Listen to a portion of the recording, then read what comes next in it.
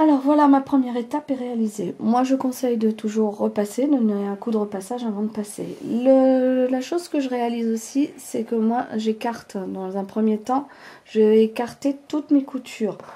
Hein. J'ai toutes mes coutures, je les ai écartées. Je préfère là, dans la première étape, les écarter. Voilà. Donc ça c'était ma première étape de couture. Deuxième étape de couture, donc maintenant je vais continuer, c'est-à-dire que maintenant je vais coudre les parties du bas de la fenêtre donc à la fenêtre. Donc là, ici j'en ai un autre qui est possible. Voilà.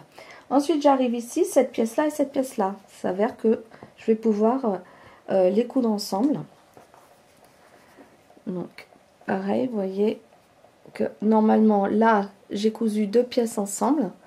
Et que si on ne s'est pas trompé sur la marge de couture, parce que n'oubliez pas qu'il vous faut toujours un quart de inch de marge de couture, dans ce cas-là, vous devriez arriver pile poil. Votre quart de inch, vous allez l'obtenir grâce à cette pièce-là, d'accord? Donc votre pied d'un quart de inch, et moi je vous conseille surtout de prendre un pied d'un quart de inch avec ce petit rebord en métal qui vraiment facilite le travail. Donc voilà à quoi devrait ressembler votre pied d'un quart de inch.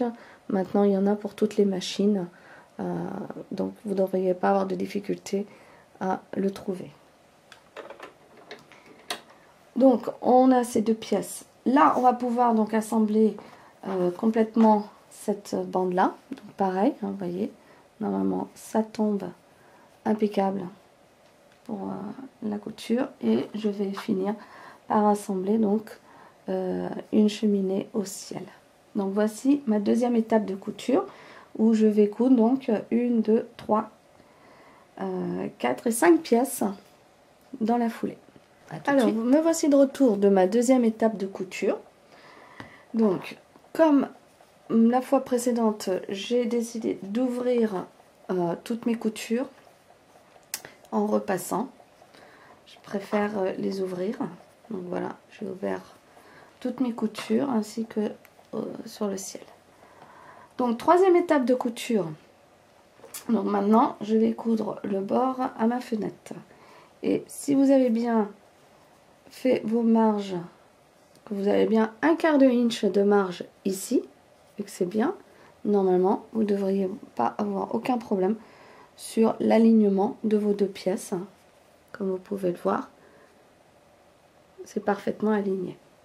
Donc là je vais avoir une couture, je vais aligner ces deux pièces ici aussi, ça me fera donc ma deuxième couture, et là je vais mettre mon bord sur la porte.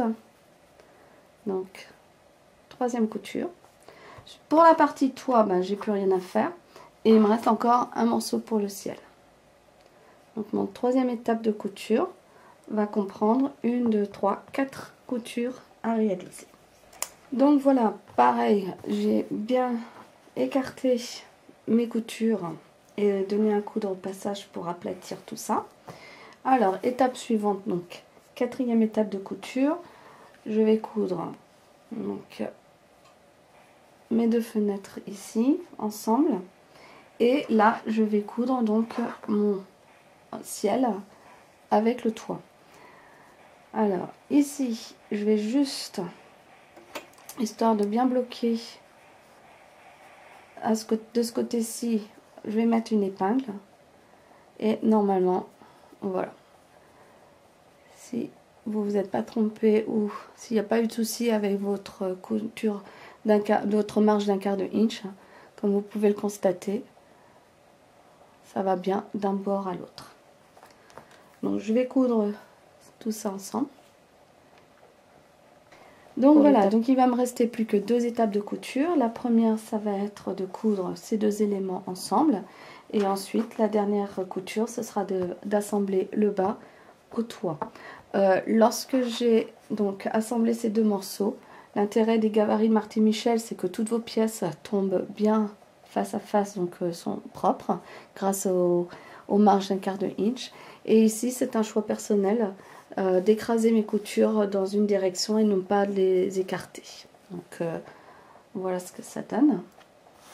Donc je vais assembler ça ensemble, et quand je vais assembler le bas au toit, là aussi je vais écraser ma couture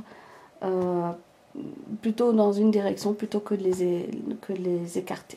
Je vous montre ça tout de suite. Donc voilà, ma maison est terminée, et là vous voyez j'ai pris le choix donc d'écraser ma couture vers le côté où mon tissu était le plus uni, afin de garder le côté où j'avais plein de couture propre et plate. Donc voilà mon choix pour les coutures.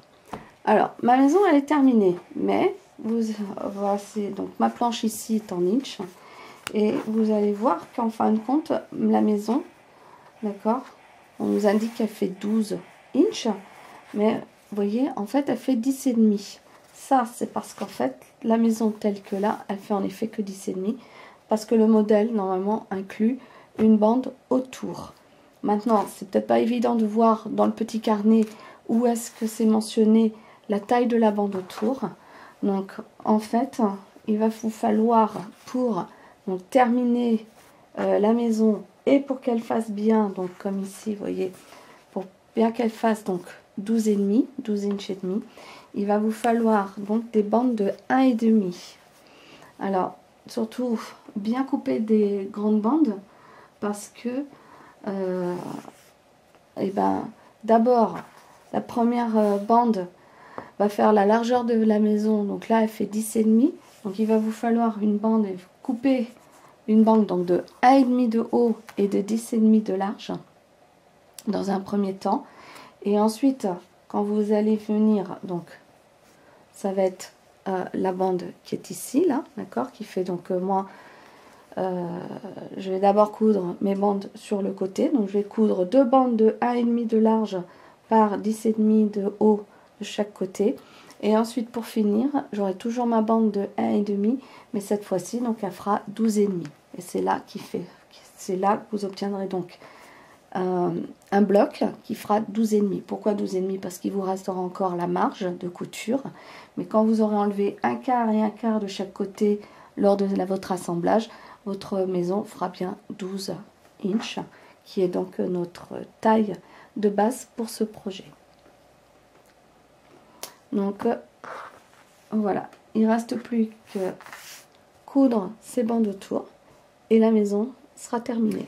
Donc voilà, ma maison est terminée, je lui ai mis un bord, et donc là maintenant elle fait bien 12 inches, enfin pour l'instant 12,5, puisque j'ai un quart de inch de chaque côté. Donc voilà mon projet. Alors voici pour réaliser donc mes 4 maisons. Je vous ai déjà décrit les tissus que j'ai utilisés donc pour faire l'intérieur, et pour faire mes bords j'ai choisi donc 2 bleus. J'ai un bleu uni et un bleu imprimé, et j'ai choisi un vert uni et un vert imprimé pour faire les 2 autres maisons. Donc voilà les tissus que j'ai utilisés pour réaliser ce début de projet. Donc je vous montrerai la suite de ce projet de 4 maisons sur la prochaine vidéo. À bientôt.